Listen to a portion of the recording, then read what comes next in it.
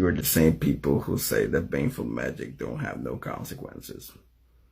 Fair warning, this is going to be a long video because this deserves more than 60 seconds. It honestly deserves more than 3 minutes, but here we are. So, for one, go watch the original video for complete content. I love the fact that your videos make me question everything. I love it. So, for one, speaking only in my personal practice alone, for one, personally, I don't do that much baneful magic, but when it comes to me doing baneful magic for a customer, the way that I see it and the reason I won't really get that much of a clap back is because it's kind of like a contract, as in that person knows that I'm just a conduit. I'm the conjurer that conjures this energy and will send it out. Now, this also goes into I will have a very, very detailed conversation or consultation about what the working needs and why it needs to happen. I also warn them that with some of my baneful workings, if they're not actually justed and if they're not justified in what they're trying to do, they'll get a clap back. Now, on a personal note, the reason I don't believe in karma, for one, everybody talks about colonization and stealing shit.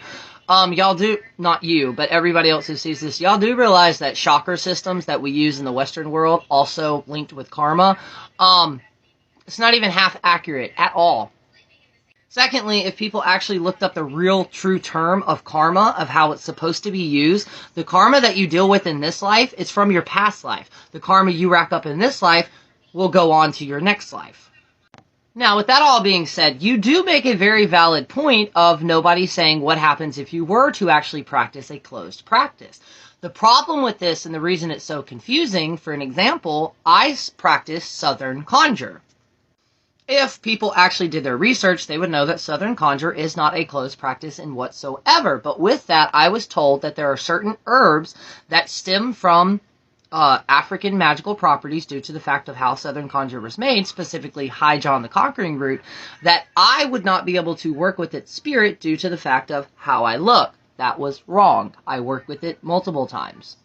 This also leads to the conversation that I also just had in another video, which is a native commented on there, and they're like, the internet basically needs to stop grouping all natives together because they are extremely different, especially when it comes to their practices, depending on the region that they're in.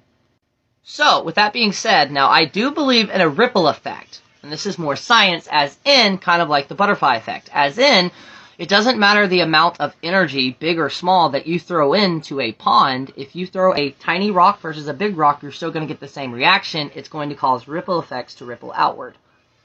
If you actually stuck around to the end of this video, comment a green heart emoji in the comments, please. And if anybody wants to respond through comments.